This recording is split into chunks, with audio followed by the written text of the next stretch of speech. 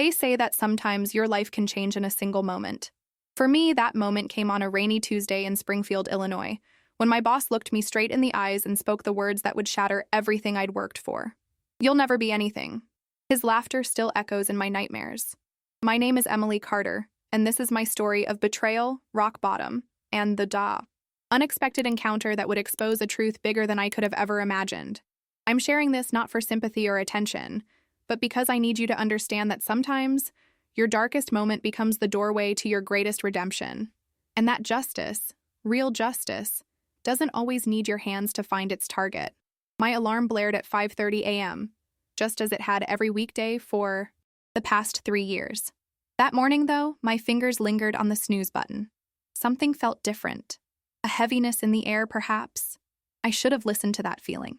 "Today's the day, Em," I whispered to myself as I stood under the shower, letting the hot water wash away my nervousness. After 9 months of late nights, weekends sacrificed, and more coffee than any human should consume, my community marketing campaign was ready for presentation. If approved, it would revolutionize how our company connected with Springfield's underserved neighborhoods.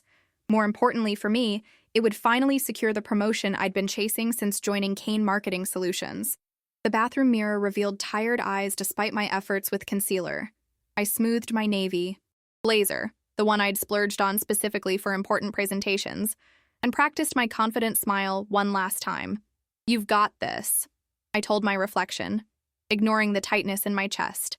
Springfield was just waking up as I drove to work. The autumn leaves tumbled across the windshield, red and gold against the gray morning. Our office building, 10 floors of glass and concrete, loomed. Ahead, Richard Kane's name emblazoned across the top in bold letters, a constant reminder of whose kingdom we served in. "Morning, sunshine." Clara Jensen's voice cut through my thoughts as I stepped off the elevator. Clara had been my ally since day one, the only person who seemed immune to Richard Kane's intimidation tactics. Her desk faced mine, allowing us to exchange silent eye rolls during particularly ridiculous meetings. "Ready to knock their socks off?" I clutched my presentation folder. "As ready as I'll ever be." "You look like you're headed to your execution, not your victory lap," she said, handing me a cup of coffee. Real coffee, not the sludge from our break room. Richard would be an idiot not to love this campaign. I took a sip, savoring the warmth. "Thanks, but we both know Richard doesn't exactly base decisions on merit." "True. He bases them on who makes him look good." She winked. "And today, that's you." The morning crawled by. My presentation wasn't until 2 p.m., which left hours for my anxiety to build. I triple-checked my slides, rehearsed my talking points, and barely touched the sandwich Clara forced me to eat at lunch. At 1:30, Richard summoned me to his office. "Sit down, Emily." His corner office overlooked the river, a view he'd mentioned the cost of at least a dozen times. Richard Kane was what my mother would call slick, always immaculate in custom suits, his salt and pepper hair perfectly styled, a smile that never quite reached his eyes. At 45, he had the confident swagger of a man who believed his own press. "I wanted to discuss your presentation before the board arrives," he said, leaning back in his leather chair. "Of course," I replied, relief washing over me. Maybe he wanted to offer last-minute advice. Support, even. He folded his hands on his desk. "I've been reviewing your community campaign proposal. And?" My heart quickened. "It's good. Very good, actually." His smile widened. "The kind of innovative thinking we need more of." "Thank you," I breathed, tension releasing from my shoulders. "I really believe this approach could, which is why I've decided to present it myself." The words hit like a physical blow. What? "The board doesn't know you, Emily. They know me. If we want this approved, and we do, it needs to come from someone with established credibility." "But it's my project," I said, my voice embarrassingly small. "I've worked on it for months. As part of your job, for this company." His tone sharpened. "Look, I understand you're disappointed, but this is business. You'll still get credit in the footnotes." Footnotes? The word tasted bitter. 9 months of my life reduced to fine print. "This is a learning opportunity," he continued, standing to signal our discussion was over. "Watch how I handle the board. Next time, maybe you'll be ready." I stumbled back to my desk, numb. Clara took one look at my face and pulled me into the supply closet. "What happened?" she demanded. The words caught in my throat. "He's stealing my presentation. He's going to present my entire campaign as his own. Her eyes widened. That's Snake. Can he do that? Apparently. I blinked. Back tears. He said I'd get credit in the footnotes. Footnotes, she echoed, her outrage matching what I couldn't express. Emily, you need to fight this. Go to HR or... And say what? That the CEO is taking credit for work done by his employee? Work I was literally paid to do? I shook my head. He's covered all the bases. The board meeting convened at precisely 2:00 p.m. I sat in the back corner, watching as Richard distributed copies of my presentation, my name nowhere to be found. With practiced charm, he walked them through every detail of my campaign, claiming insights I'd spent months researching as sudden epiphanies he'd had while reassessing our community approach. The board members nodded appreciatively. The financial projections impressed them. The innovative social media integration delighted them. All my ideas, all my work, winning him accolades right before my eyes. When the chairwoman asked about implementation timeframes, I couldn't help myself. I raised my hand. Actually, I began. I think Emily is getting ahead of herself, Richard interrupted smoothly. She's one of our junior team members who helped compile some of the research.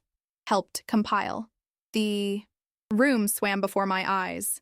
In fact, Richard continued, his gaze locking with mine, a challenge in his eyes, I've been meaning to discuss your future with the company, Emily. Perhaps we should step outside. Confused murmurs filled the room as he guided me to the hallway, his grip on my elbow just tight enough to hurt. What do you think you're doing? He hissed once the door closed. That's my work in there, I said, finding my voice at last. My research, my strategies, my projections. Your job, he corrected. A job you no longer have. The world stopped. What? You're fired. Effective immediately. Your insubordination in there was the final straw in a pattern of unprofessional behavior. Pattern of... I couldn't even finish the sentence. You can't fire me for trying to claim credit for my own work. His laugh was cold and sharp. I just did.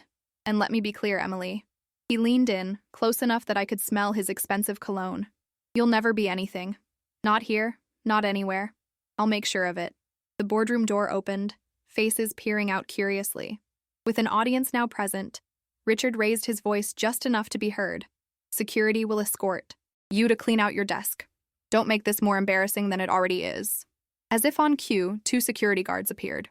Clara watched in horror from across the office as I was marched to my desk, given 15 minutes to pack 3 years of my life into a cardboard box, and escorted out of the building like a criminal. The autumn air hit my face as I stood on the sidewalk, clutching my pathetic box, my career in ruins. Fat raindrops began to fall, as if the sky itself were mocking me. I had nowhere to go and all the time in the world to get there.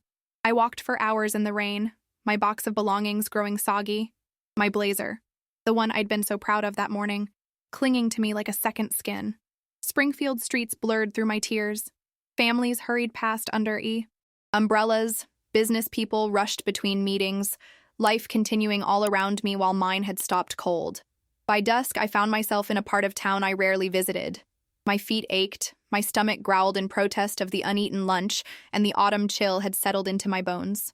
The neon sign of Maggie's Diner flickered ahead, a small, unassuming place wedged between a laundromat and a secondhand bookstore. The bell above the door announced my entrance with a cheerful jingle that felt like an insult. The warmth inside was a shock after hours in the rain. A few scattered customers looked up briefly, then returned to their coffee and conversations. No one knew me here. No one had witnessed my public humiliation. The thought brought a small measure of relief. Emily? A familiar voice made me jump. Clara emerged from behind the counter, wiping her hands on a small apron. What are you doing here? I'd forgotten Clara worked part-time at a diner. The universe had a cruel sense of humor. I've been walking, I managed, my voice hoarse. I didn't know this was where you... Jesus, you're soaked through. She guided me to a booth in the corner, away from the windows. Sit, I'm getting you coffee and something to eat. No arguments. Too exhausted to protest, I sank into the vinyl seat, setting my pathetic box beside me. My phone had died hours ago. No one was looking for me anyway. Clara returned with a steaming mug and a towel. Dry your hair before you catch pneumonia. Food's coming. The first sip of coffee was like life flowing back into my veins. I hadn't realized how cold I'd become until warmth began to return to my fingers. He fired you? Clara said. Not a question. I nodded. That entitled piece of... She cut herself off, glancing around the diner. I quit. You what? After they marched you out. I told him exactly where he could stick his job. Her eyes flashed. I've been waiting tables here for years anyway. I'll manage. The loyalty brought fresh tears to my eyes. You shouldn't have. Not for me. Not just for you, for basic human decency. She squeezed my hand. I've got to finish my shift, but we're talking after. Don't you dare leave. As Clara bustled away, I became aware of someone watching me. An elderly man sat alone at a booth across the diner, his weathered face turned in my direction. When our eyes met, he didn't look away as most people would. Instead, he studied me with such intensity that I shifted uncomfortably. After a moment, he gathered his coffee mug and rose slowly, using a cane for support. To my surprise, he made his way directly to my booth. Mind if I join you? His voice was deep, gravelly with age, but gentle. I hesitated. Under normal circumstances, I'd politely decline. But these weren't normal circumstances, and something in his eyes, a kindness, a sadness, made me nod. Thank you. He settled across from me, movements deliberate and careful.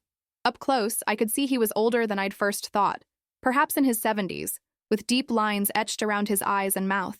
His clothes were clean but worn, a flannel shirt, old jeans, work boots that had seen better days.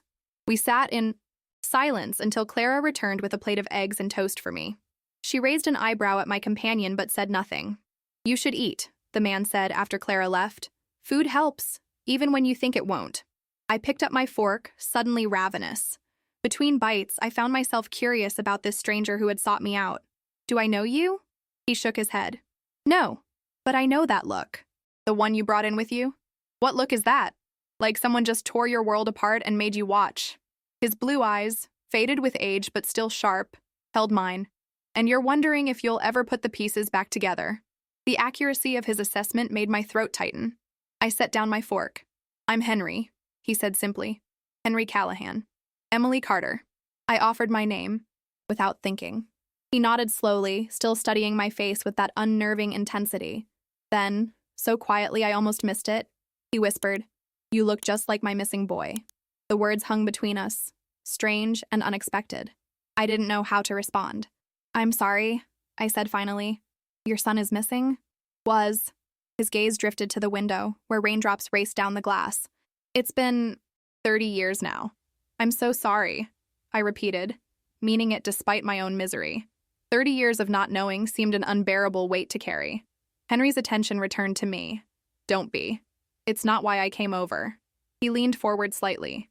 I saw something familiar in you. Not just my boy's eyes, though you have those too. Same color, same fire. No, it was that look. The one that says, someone just robbed you of something precious. I swallowed hard. It was just a job. Was it? His eyebrow arched. Jobs come and go. That look you brought in here? That's about more than employment, young lady. Before I could respond, the bell above the door jingled. Instinctively, I glanced toward the sound, and froze. Richard Kane stood in the doorway, shaking rain from his umbrella. His, expensive suit was perfectly dry, his hair still immaculate. He scanned the diner with the entitled air of someone who expects the world to accommodate him. When his eyes found me, a slow, satisfied smile spread across his face. No, I whispered, shrinking into the booth. Not here. Not now. Henry turned slightly, following my gaze. Him? He asked quietly. I nodded, unable to speak as Richard strode toward us, each step deliberate, predatory.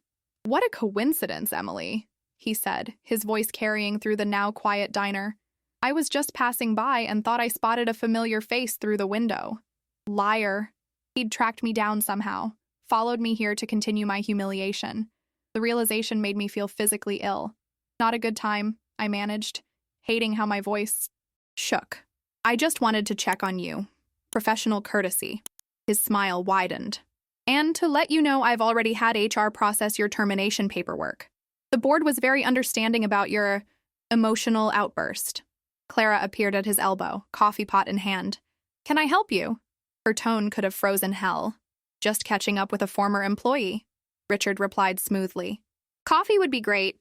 He slid into the booth beside me, forcing me to scoot over, invading the small space I'd claimed for myself.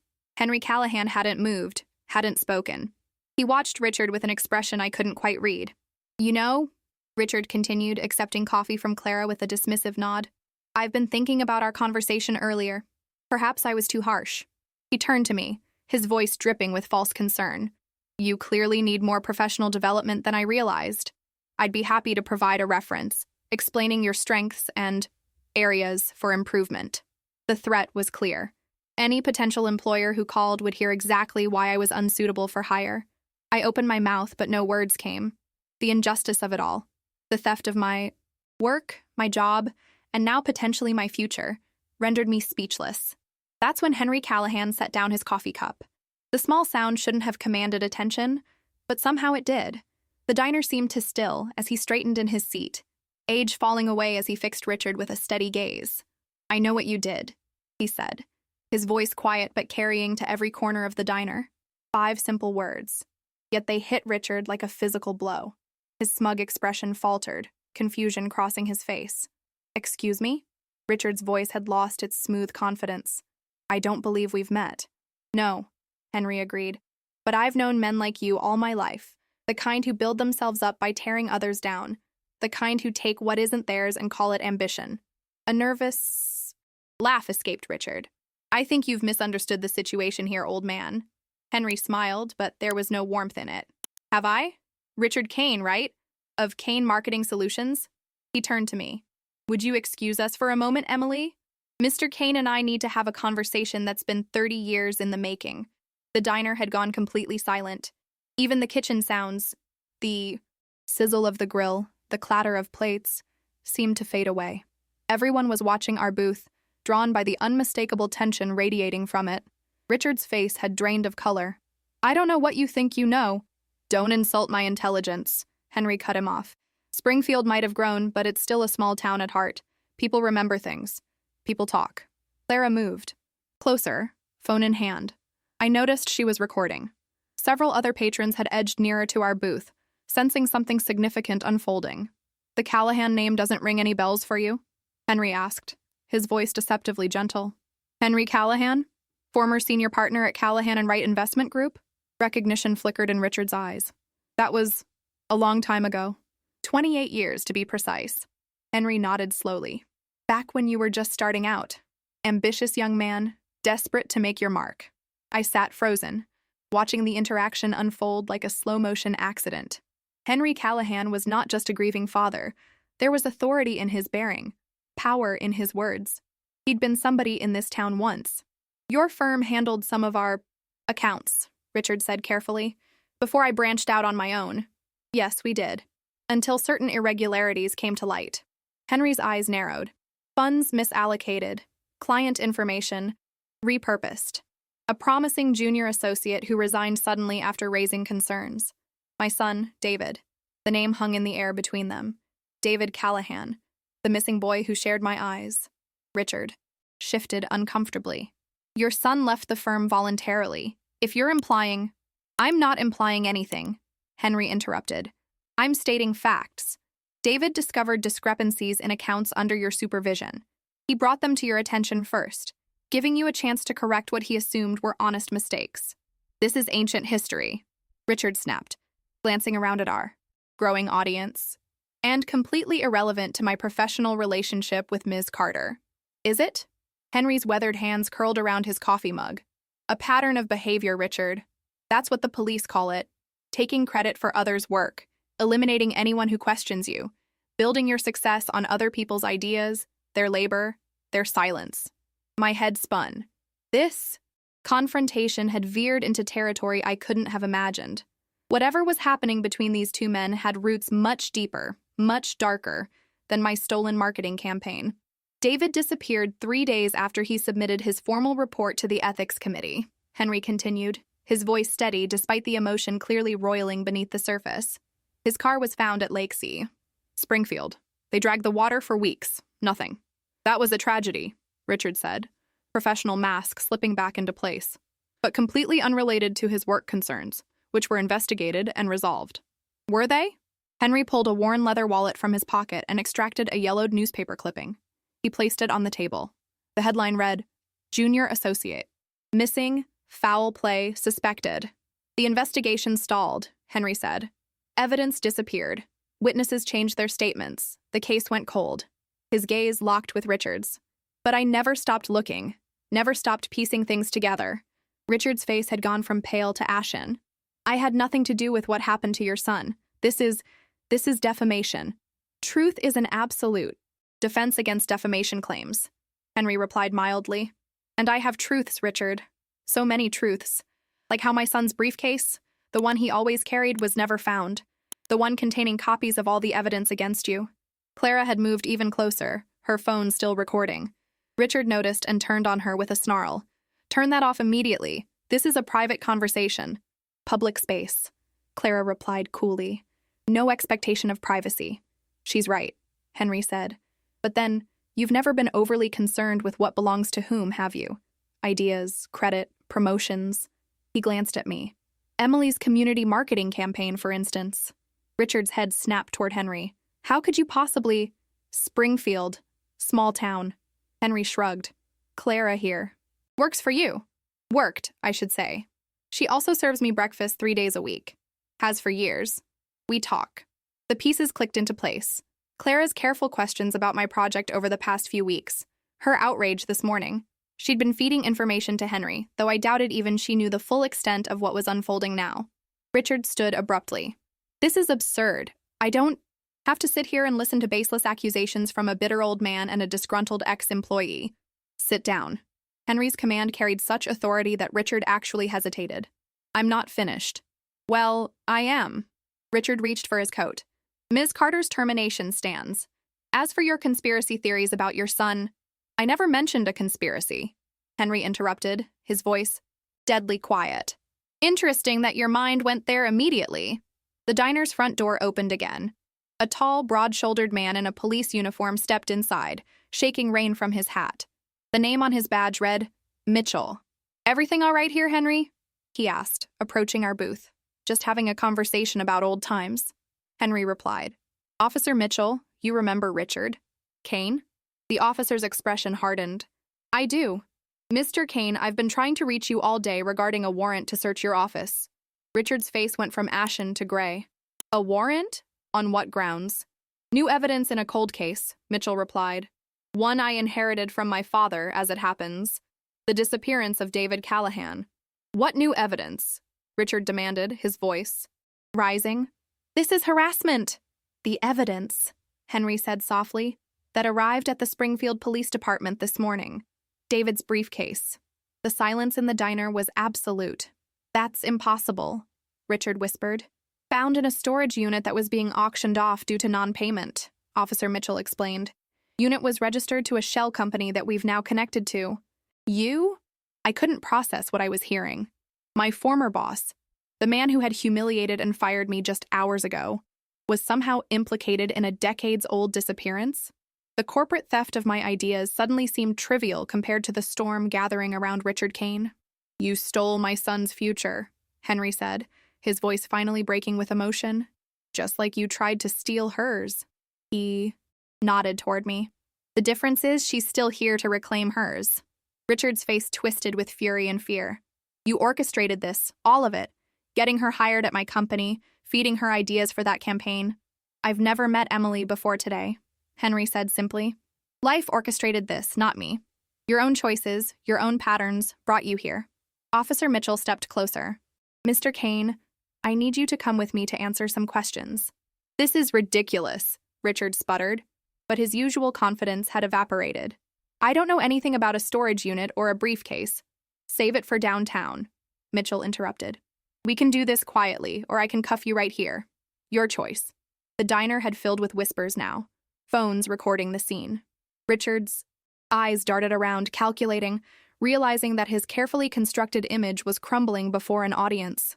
This isn't over, he hissed at Henry. At me. No, Henry agreed. It's just beginning. As Officer Mitchell escorted Richard out, the diner erupted into conversation. Clara slid into the booth beside me, her eyes wide. Holy shit, she breathed. Did you know any of this was coming? I shook my head, still struggling to comprehend what had just happened. I thought he followed me here to gloat. Fate has interesting ways of working, Henry said, suddenly looking exhausted, the confrontation having drained him. "I've been waiting for this moment for nearly 30 years. Your son," I said hesitantly. "Do you think Richard—" "I don't know," Henry admitted, "but I'm finally going to get answers." The briefcase was just the beginning. Once the police start digging through Richard's life, who knows what they'll find.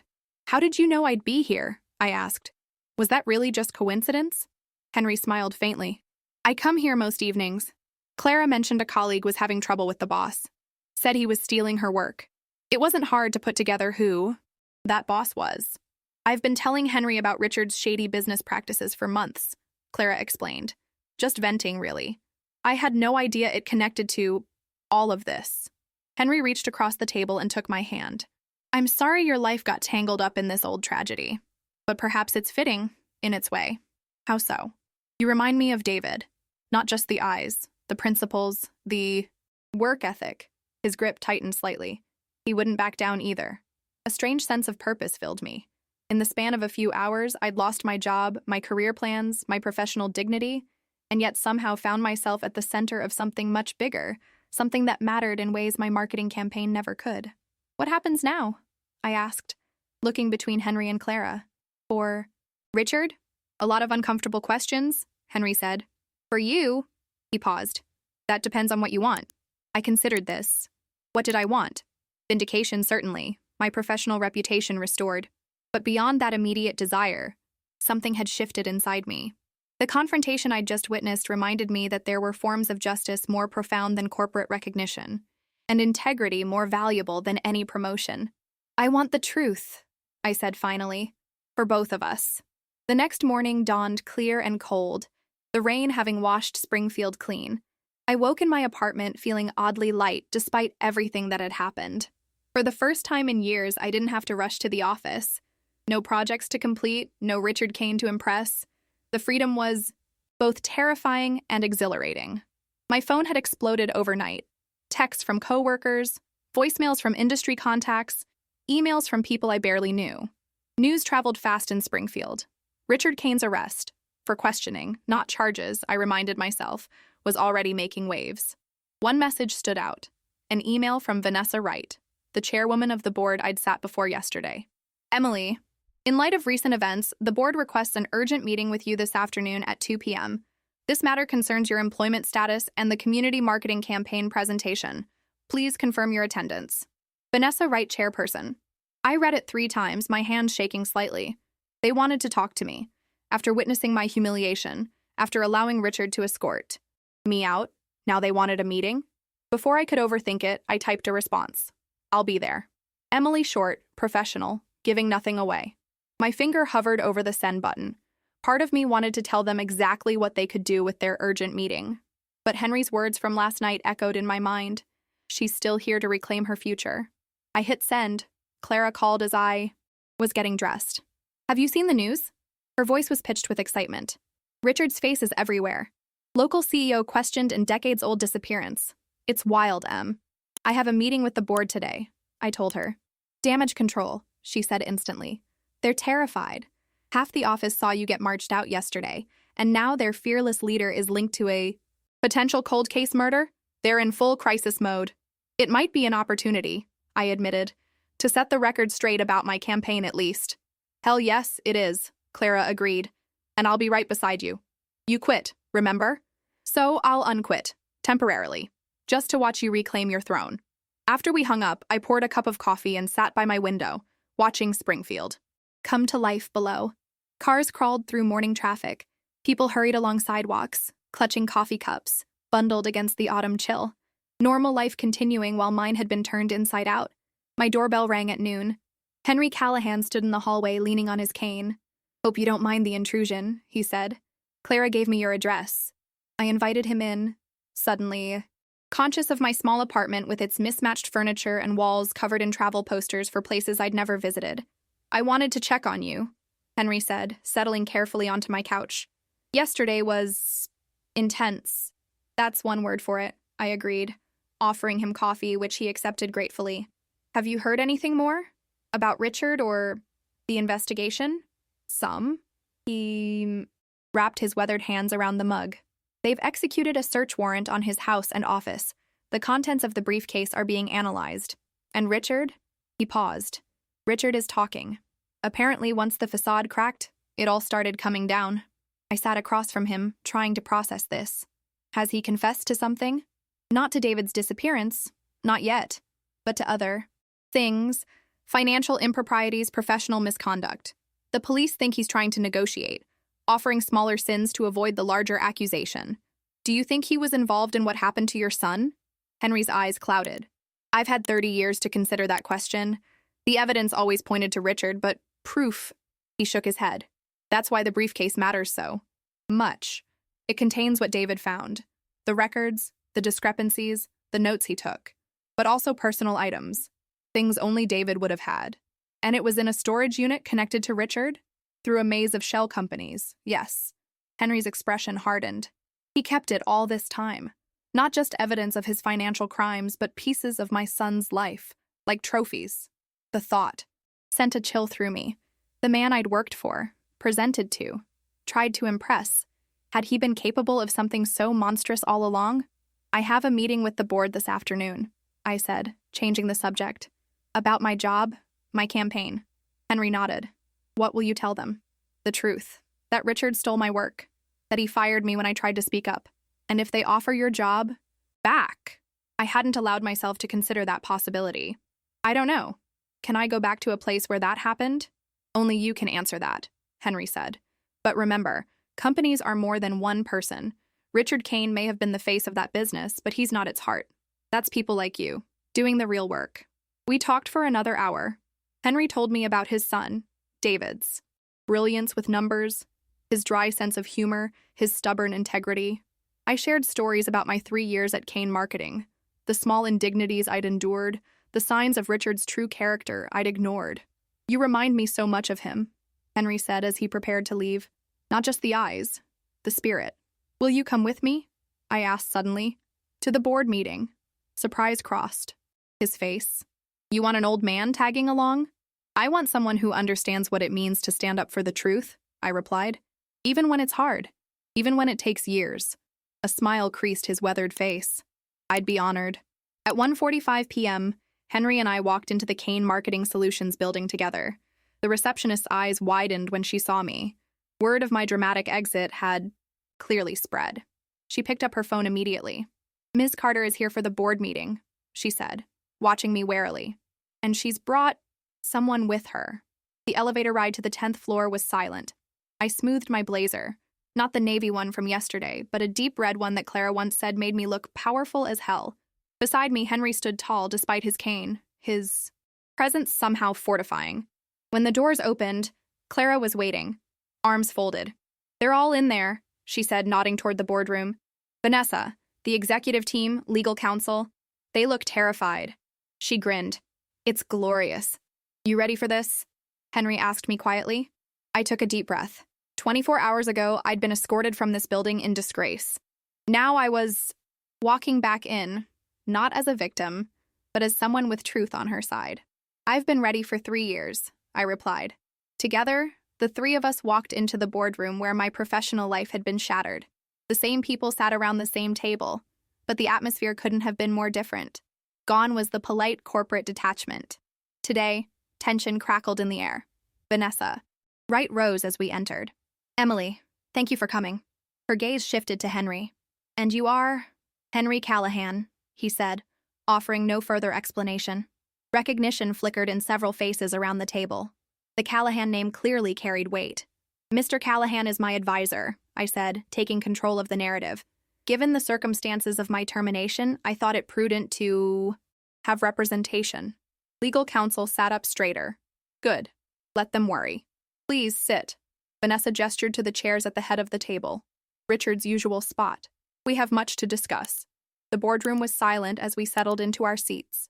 Henry's presence beside me provided a quiet strength, while Clara stood behind us, a silent sentinel. I placed my hands flat on the polished table, steadying myself. Before we begin, Vanessa said, I want to express the board's shock and dismay at recent developments concerning Richard Kane. We are cooperating fully with the ongoing investigation. I'm sure you are, I replied, keeping my voice level. But that's not why I'm here. Vanessa exchanged glances with legal counsel, a thin man with wire-rimmed glasses who hadn't taken his eyes off Henry since we entered. No, of course not. We asked you here to discuss your separation from the company. You mean my public termination after Richard Kane stole my work and presented it as his own? The directness of my words caused a ripple of uncomfortable shifts around the table.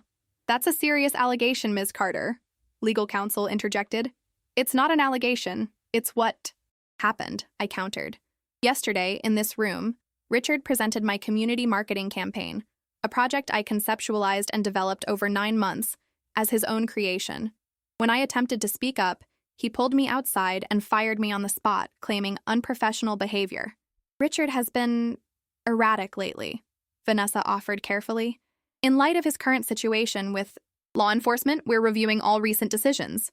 Including my termination? I asked. Yes, which is why we've asked you here today. I sat back, waiting. Let them make the first concrete offer. The board would like to… Vanessa paused, choosing her words delicately. Rectify any misunderstandings regarding your employment status. Meaning, we're prepared to reinstate you, effective immediately, with a formal apology for any confusion and a generous compensation package for your inconvenience. Henry made a small noise beside me, something between a scoff and a laugh. Is something amusing, Mr. Callahan? The legal counsel asked, his tone sharp. Just the familiar sound of a corporate damage control operation, Henry replied mildly. I was in business for 40 years. I recognize the choreography. Vanessa's professional smile tightened. This isn't damage control, Mr. Callahan. It's a good faith effort to correct an error in judgment by our CEO, who is currently indisposed. Let's be honest with each other, I said, leaning forward. You're not offering me my job back because you suddenly realized Richard was wrong. You're doing it because he's been linked to a possible murder and you're scrambling to distance the company from him. My wrongful termination is just one fire among many you're trying to put out. Silence fell across the boardroom. I'd broken the cardinal rule of corporate diplomacy, speaking the uncomfortable truth out loud. Your situation and Richard's legal troubles are separate matters, Vanessa insisted. Are they? Because yesterday, none of you questioned why he was presenting my work or why I was being escorted from the building. You were perfectly comfortable with both until Richard became a liability. More uncomfortable glances around the table. I noticed several board members wouldn't meet my eyes. What exactly are you looking for, Emily? Vanessa asked, dropping the corporate formality. Reinstatement? Compensation? We're prepared to be generous. I considered the question carefully. What did I want? 24 hours ago, I would have said my job back, recognition for my work, vindication. But now, I want 3 things, I said, surprised by my own clarity. First, full acknowledgement that the community marketing campaign was my creation. All presentations, materials, and implementation will credit me as the originator. Vanessa nodded. That's reasonable. Second, I want to lead the implementation of the campaign, with the authority and budget to execute it properly, not as a junior marketing coordinator, but as project director. This caused more murmuring around the table. That would be a significant promotion, someone noted. A promotion commensurate with the work I've already demonstrated I can do, I countered. Richard didn't steal my work because it was mediocre. And third? Vanessa asked. I glanced at Henry, drawing strength from his quiet presence. Third, I want Kane Marketing Solutions to establish an ethics scholarship in David Callahan's name at Springfield University's Business School. A full ride for students demonstrating exceptional integrity and commitment to ethical business practices. Henry's hand found mine under the table, squeezing it tightly. The board members exchanged confused glances. Who is David Callahan? One of them asked. My son, Henry said, his voice steady despite the emotion I could feel radiating from him. A young man who, like Emily, refused to be silent about unethical practices. Unlike Emily, he never got the chance to reclaim his future. Understanding dawned on several faces. The connection between Richard's current legal troubles and this scholarship request became clear. This feels outside the scope of our discussions about your employment, Vanessa said carefully. It's entirely within scope, I replied. If you want to truly distance yourselves from Richard Kane's legacy, start by honoring someone who stood for everything he trampled, someone who paid the ultimate price for his integrity. Legal counsel leaned over to whisper in Vanessa's ear. She listened, nodded, then addressed me again. We'll need to discuss your terms privately. Could you give us the room for a few minutes? Of course. I stood, Henry and Clara following suit. We'll wait outside. In the hallway, Clara immediately pulled me into a fierce hug. You absolute badass, she whispered. Did you see their faces when you laid out your terms? The scholarship was inspired, Henry said quietly. I don't have words to thank you. It felt right, I told him. If I'm going to rebuild my career here, I want it founded on something meaningful, something that reminds everyone what integrity actually looks like. We didn't have to wait long. Within 15 minutes, we were called back into the boardroom. Vanessa's expression was unreadable. We've discussed your terms, she began once we were seated. Regarding the first 2 points, credit for the campaign and leadership of its implementation, we accept without reservation. You'll be appointed project director with the appropriate salary adjustment and team resources. I nodded, waiting for the inevitable but. As for the scholarship, she paused. While we appreciate the sentiment, establishing an endowed scholarship is a complex undertaking with significant financial implications. You're declining? I asked, already planning my next move. Not declining, counter-offering. Vanessa slid a document across the table. We propose an annual scholarship, fully funded for 10 years with the option to extend. Additionally, we would like to rename our conference room, this room, the David Callahan Ethics Center, with a plaque explaining his commitment to business integrity. I glanced at Henry, whose eyes had filled with tears. Mr. Callahan? Your thoughts? I think, he said, his voice rough with emotion, that David would be honored, more than I ever expected. Turning back to Vanessa, I nodded. We accept your counteroffer. Relief visibly washed over the board members. Papers were produced, signatures exchanged. Within an hour, I had been reinstated, promoted, and had secured a legacy for a man I'd never met, but whose story had become intertwined with my own. As we prepared to leave, Vanessa approached me privately. For what it's worth, Emily, many of us suspected Richard wasn't the creative force he claimed to be. We just didn't have the courage to challenge him. And now? I asked. Now we have a chance to rebuild something better. She offered her hand. I'm looking forward to seeing what you can do when you're actually given credit for your work. Outside the building, the afternoon sun cast long shadows across the parking lot. Clara hugged me again before heading to her shift at the diner. Don't forget us little people when you're running the place, she teased. I wouldn't be here without you, I reminded her. You're the one who told Henry about what was happening. Just venting to a regular customer, she said with a wink. Who knew it would bring down a corporate tyrant and solve a cold case? After she left, Henry and I stood in comfortable silence for a moment. What happens now? I finally asked. With the investigation, I mean. Henry sighed, suddenly looking his age again. The police have more than just financial crimes to work with now. They're reopening everything about David's disappearance. Richard is talking to prosecutors, trying to make deals. He shook his head. I may never know exactly what happened to my son, but for the first time in 30 years, I have hope for some kind of justice. I can't imagine waiting that long, I said softly. The truth has its own timeline, he replied. It surfaces when it's ready, not when we are. He studied my face. You got your justice much faster than I did. Thanks to you. No. He shook his head firmly. You stood your ground yesterday. You faced Richard today. You made your own demands and held firm. That was all you, Emily Carter. As we walked toward his car, I felt a weight lifting. Not just the stress of the past 24 hours, but a burden I'd been carrying much longer. The constant need to prove myself, to be taken seriously, to overcome the Richard Canes of the world. You know, Henry said as he unlocked his car, I meant what I said back at the diner. You remind me of David. He would have liked you. I wish I could have met him. In a way, you did. Henry smiled sadly. Through this strange connection, through standing up for the same principles. As I watched him drive away, I realized that in losing my job, I had gained something far more valuable, a reminder of why the work mattered in the first place. Not for promotions or recognition, but because integrity itself was worth fighting for. My phone buzzed with a message from Clara. Diner at 7? Celebratory pie on the house. I smiled and typed back. Wouldn't miss it. The following days unfolded in a blur of activity.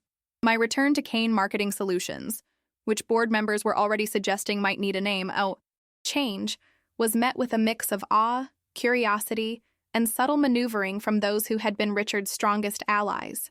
I moved into a new office, assembled my team for the community campaign, and threw myself into the work with renewed purpose.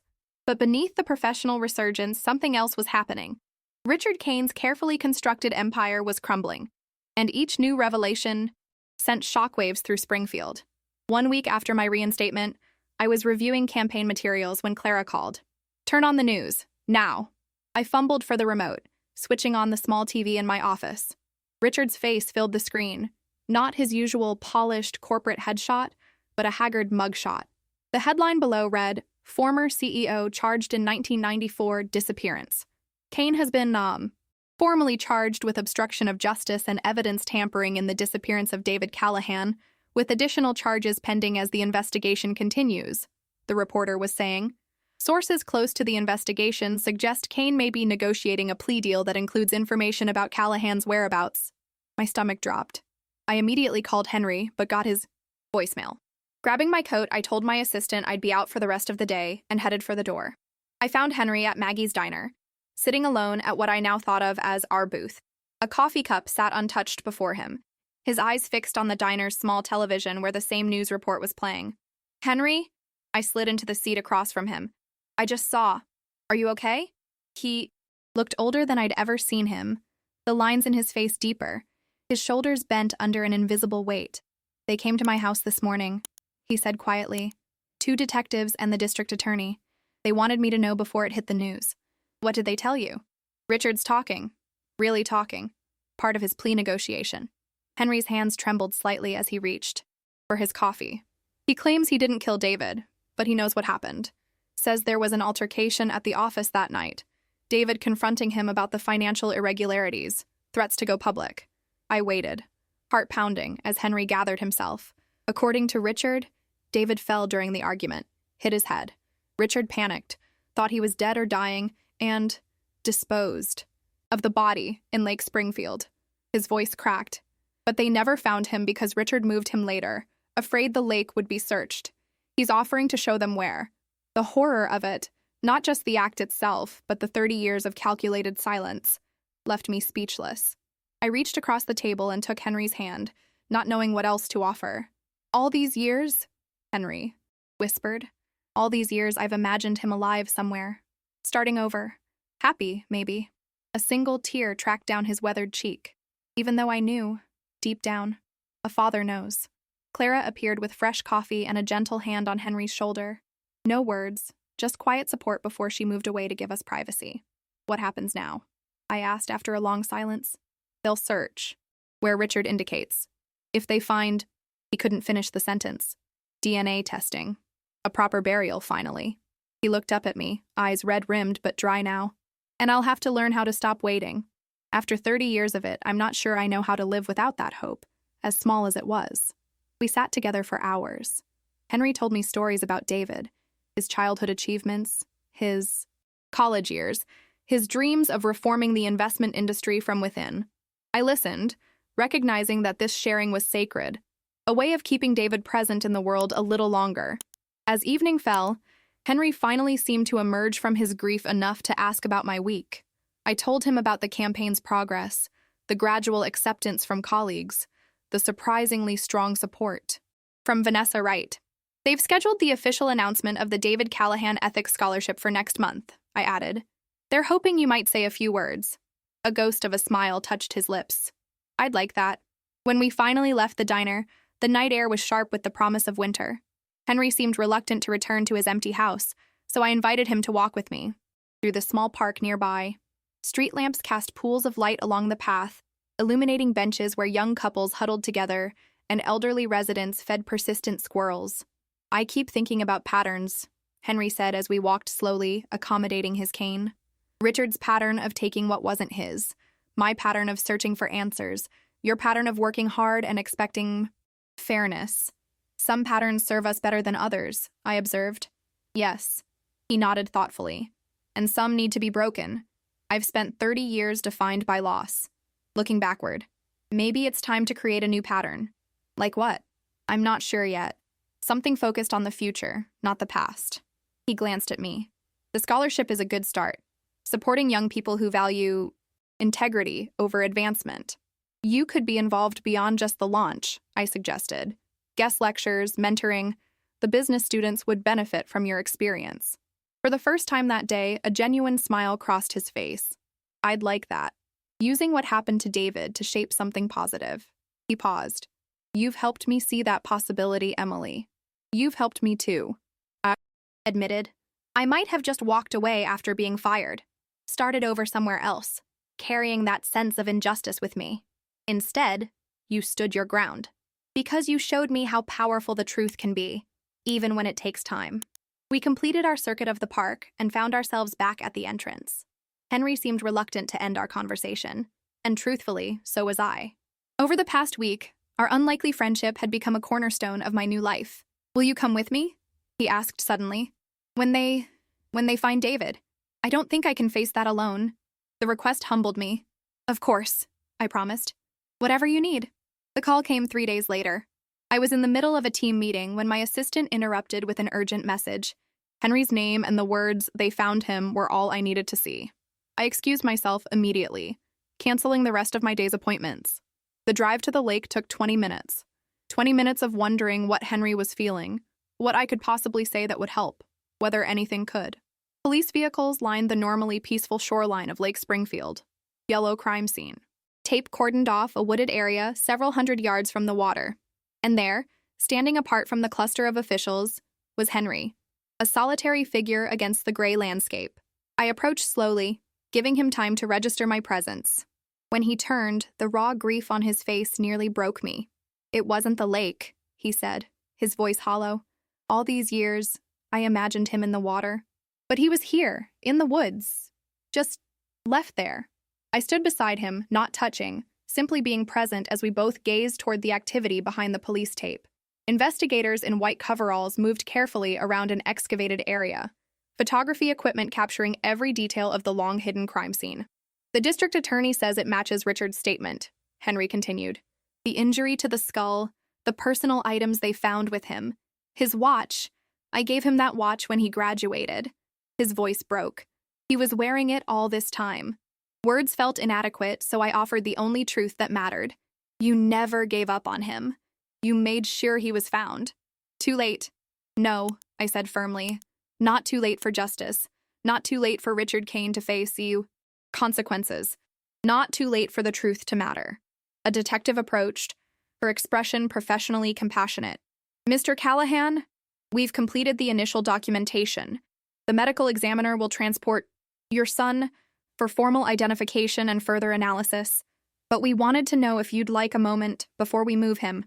Henry's hand found mine, gripping with surprising strength. Will you come with me? Together, we followed the detective to the edge of the excavation. I stood slightly behind Henry, maintaining contact with his arm, anchoring him as he looked down at what remained of his son after 30 years in the earth. From my position, I could see only a depression in the soil. Thankfully, not the details that Henry was absorbing with such dignified grief. Hello, David, he whispered. I found you, son. I never stopped looking. He stood there for a long moment, silent tears tracking down his face. Then, with a deep breath, he straightened his shoulders and nodded to the detective. Thank you. I'm ready now. As we walked back toward the parking area, Henry seemed both diminished and somehow stronger, as if a great weight had been both realized and released. Will you drive me home? He asked. I don't think I should be behind the wheel right now. In his modest house, a home frozen in time with photos of David still prominently displayed, Henry moved through his grief with a strange new clarity. He made us tea, arranged cookies on a plate, sat across from me at his kitchen table as if this were any normal evening.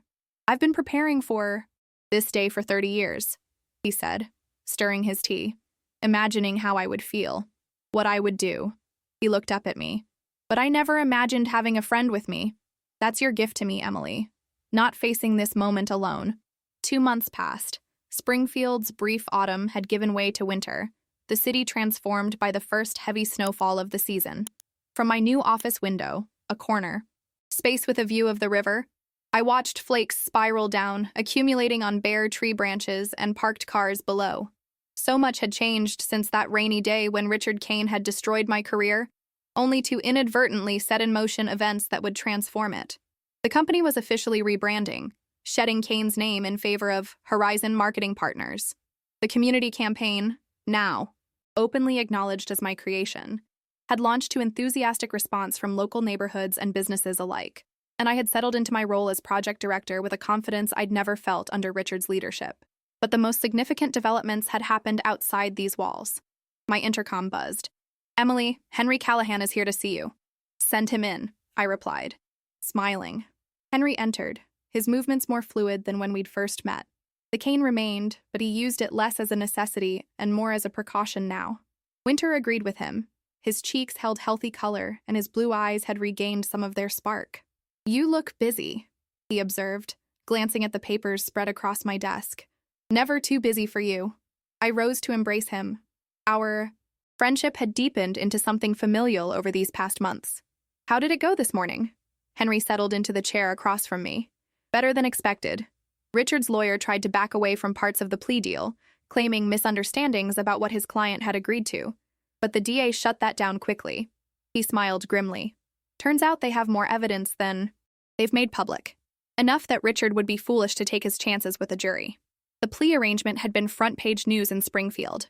Richard Kane would plead guilty to involuntary manslaughter in David Callahan's death, along with obstruction of justice, evidence tampering, and various financial crimes discovered during the investigation, in exchange for a reduced sentence, 20 years instead of life. He would provide full details about that night in 1994 and subsequent events. "When's sentencing?" I asked. 2 weeks. December 18th. Henry clasped his hands in his lap. "They've asked if I want to make a victim impact statement. Will you?" He nodded slowly. "I think so. Not to influence the sentence, that's already decided, but to speak for David. To make sure everyone in that courtroom understands what was lost 30 years ago. I'd be happy to go with you," I offered. "I'd appreciate that." He paused, studying my face.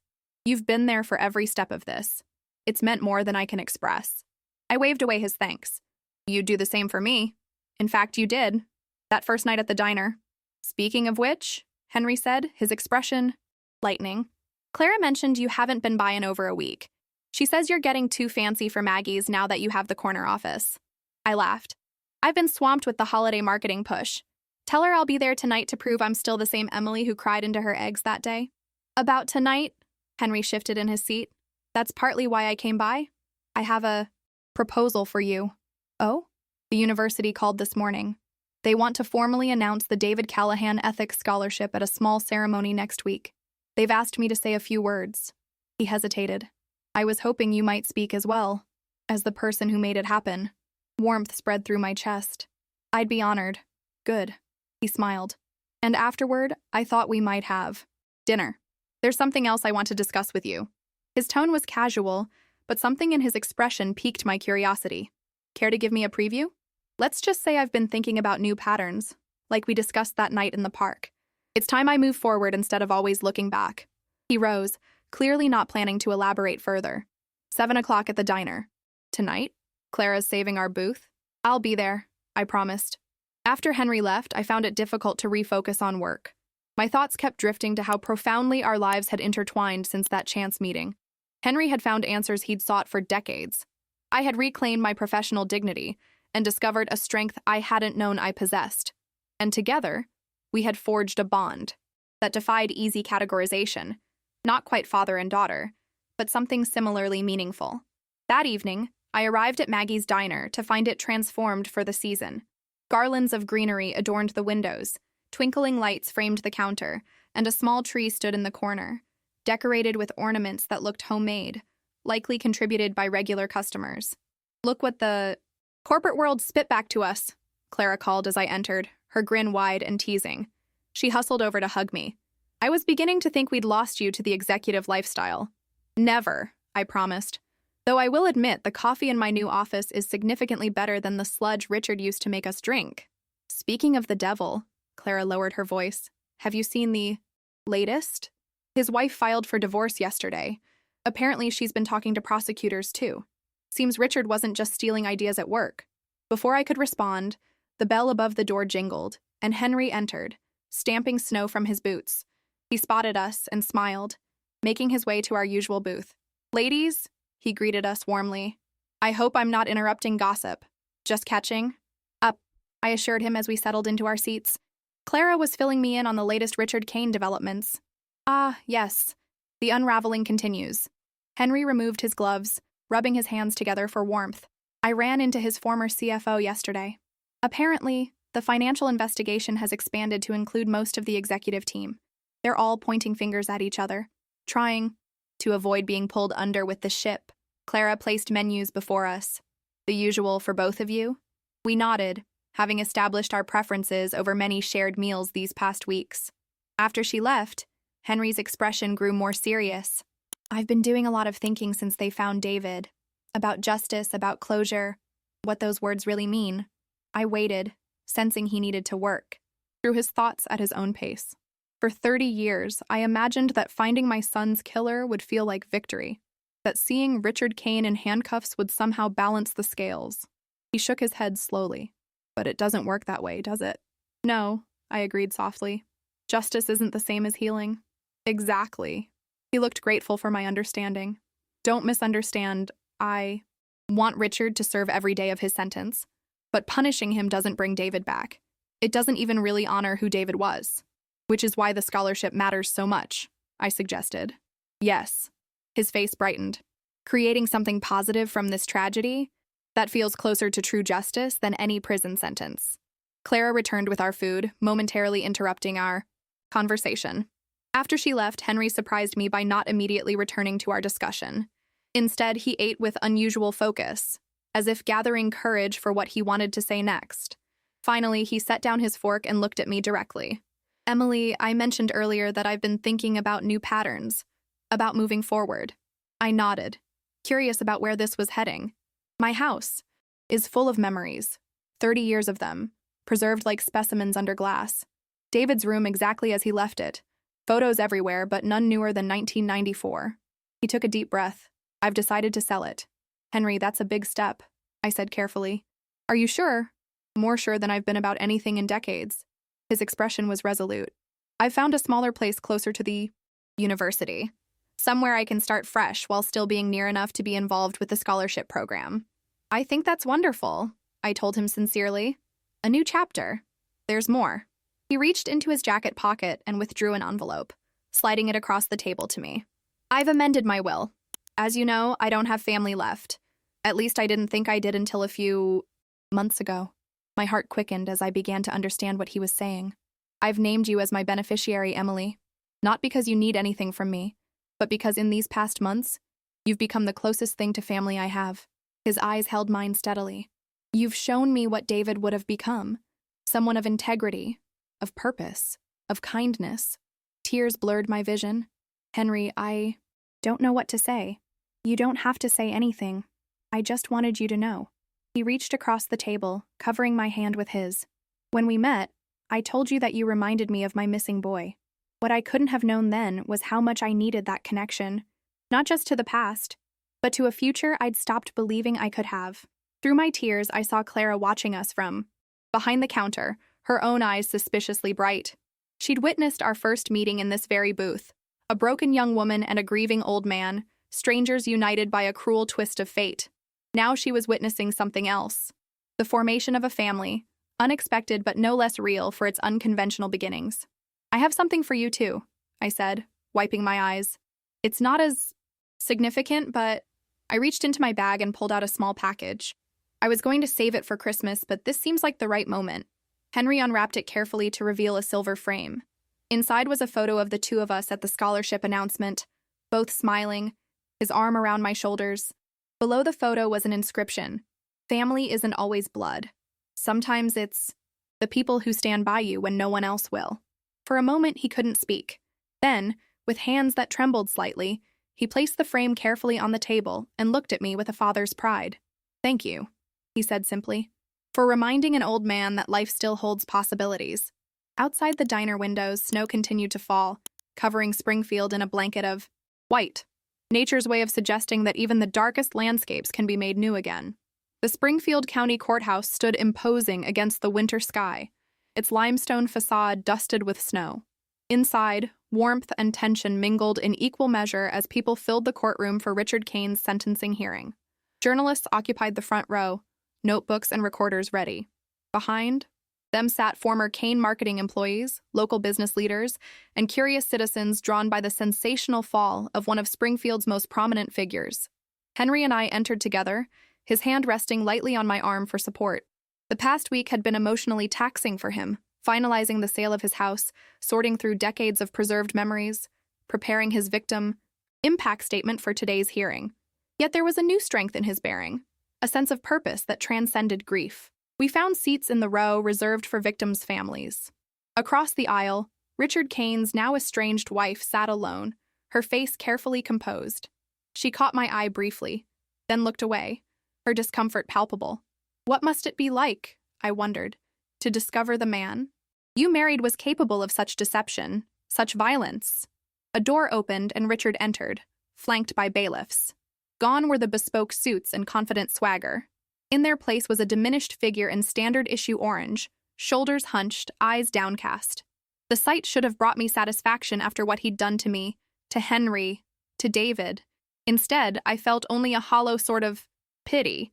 Richard Kane had built his life on taking what didn't belong to him, ideas, credit, even lives, and now he had nothing that truly mattered. Henry stiffened beside me. It was the first time he'd seen Richard since that night at the diner. I squeezed his hand, a silent reminder that he wasn't facing this moment alone. The proceedings began with the expected formalities.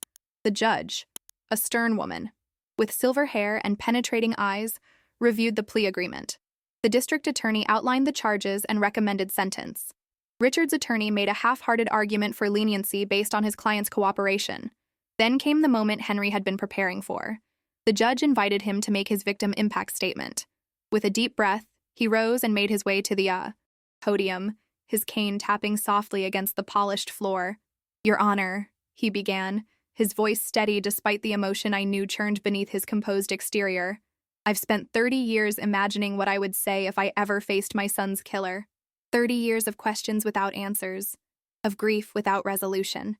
Now that this moment has arrived, I find those prepared words inadequate." He paused, his gaze moving deliberately to Richard, who still wouldn't look up. David was 26 when he disappeared, a young man of principle and promise, who believed that integrity mattered in business as in life. When he discovered financial irregularities at his firm, he didn't look the other way. He didn't use the information for personal gain. He sought to correct a wrong, even knowing it might cost him professionally. Henry's voice strengthened as he continued, painting a portrait of the son he'd lost. Not just the victim of a tragic crime, but a fully realized person with dreams, flaws, humor, and courage. By the time he finished speaking, many in the courtroom were wiping away tears. Even the judge's stern expression had softened. "I do not seek vengeance today," Henry concluded. "No punishment can restore what was taken from me.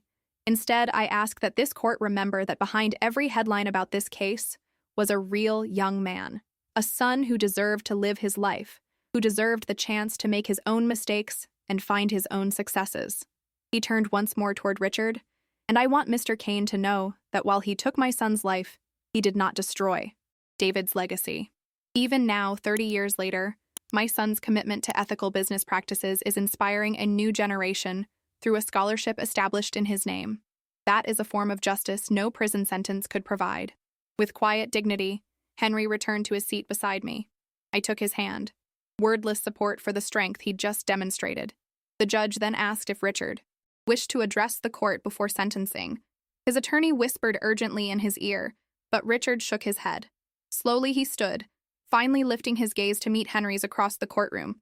"Mr. Callahan," he began, his voice hoarse from disuse or emotion, "there is nothing I can say that would adequate—" "Your Honor," the district attorney interrupted, rising quickly.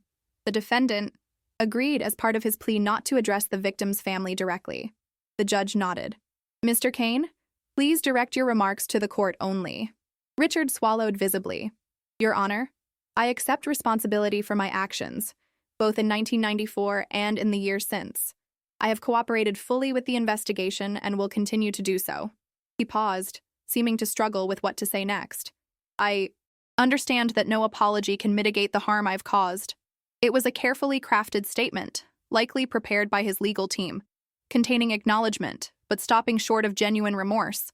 The man who had once commanded boardrooms with charismatic confidence now recited lawyers' words like a schoolboy reading an assignment. The judge studied him for a long moment before delivering the agreed-upon sentence. 20 years with possibility of parole after 15, plus financial restitution. As the bailiffs led Richard away, he glanced back once. Not at his wife, not at his former colleagues, but at Henry. A look so filled with complex emotion that I couldn't begin to interpret it. Outside the courthouse, reporters clustered around us, shouting questions about our reactions to the sentencing. Henry answered with characteristic dignity, offering a brief statement about finding peace through truth rather than punishment. When they turned to me, asking about my connection to the case and the company's future, I redirected them back to the scholarship program, insisting that was the real story worth telling. Finally, we escaped to my car, the quiet interior a sanctuary from the media frenzy. "It's over," Henry said softly, gazing through the window at the courthouse steps where cameras still flashed. 30 years of waiting, searching, wondering, over in a 40-minute hearing. "How do you feel?" I asked, starting the engine but making no move to drive away yet. He considered the question carefully. Relief, certainly. A measure of peace. But also, he searched for the right word, emptiness. As if I've been so defined by this quest that I'm not entirely sure who I am without it. "You're Henry Callahan," I said simply. "David's father. Mentor to business students. My friend." I smiled at him. "Your story didn't end today. It's just taking a new direction." He nodded slowly, some tension visibly leaving his shoulders. "You're right, and I have that. Scholarship ceremony tomorrow to prepare for. Life continues." And it did. The weeks that followed brought rapid changes for us both. Henry completed the sale of his house and moved into a bright apartment near the university campus. I led the community marketing campaign to successful completion, earning recognition from industry peers and cementing my position at what was now officially Horizon. Marketing partners. The David Callahan Ethics Scholarship was formally established, with Henry as its most passionate advocate. He began speaking to business classes, sharing not only David's story, but the broader lessons about integrity it illustrated. Students were drawn to his wisdom, his authenticity, and his conviction that ethical choices mattered, even when, especially when, they came at a personal cost. As for Richard Kane, his downfall continued to reverberate through Springfield's business community. Former associates scrambled to distance themselves. Financial investigations revealed further misconduct. The empire he had built through deception and theft crumbled a little more each day, proving that even the most carefully constructed facade cannot withstand the weight of truth, indefinitely. Clara left the diner to become my executive assistant at Horizon, bringing her no-nonsense perspective and unfailing loyalty to her new role. "Someone has to keep you grounded now that you've got the corner office," she teased on her first day. Our weekly dinners at Maggie's continued, though, sacred time when we could step away from corporate concerns and remember how our unlikely friendship had begun. 6 months after Richard's sentencing, on a mild spring evening, Henry and I walked through the same park where we had talked about patterns and possibilities during that difficult time when David's remains were found. The bare branches of winter had given way to new green growth, and early flowers dotted the landscaped beds. "I received a letter today," Henry said as we paused by the small pond at the park's center. "From Richard. This surprised me." "What did he want?" "To confess, properly this time." Henry's expression was contemplative rather than angry. Not the sanitized version from his plea deal, but what really happened that night with David. He said after hearing me speak in court, he couldn't continue hiding behind half-truths. "And did you believe him?" I asked carefully. Henry nodded slowly. "Yes." It aligned with the physical evidence in ways his original story didn't. He admitted the confrontation was more violent than he'd claimed, that David's death wasn't an accident during a fall, but the result of Richard striking him in anger. I absorbed this, trying to imagine how it felt for Henry to finally know the complete truth after so many years.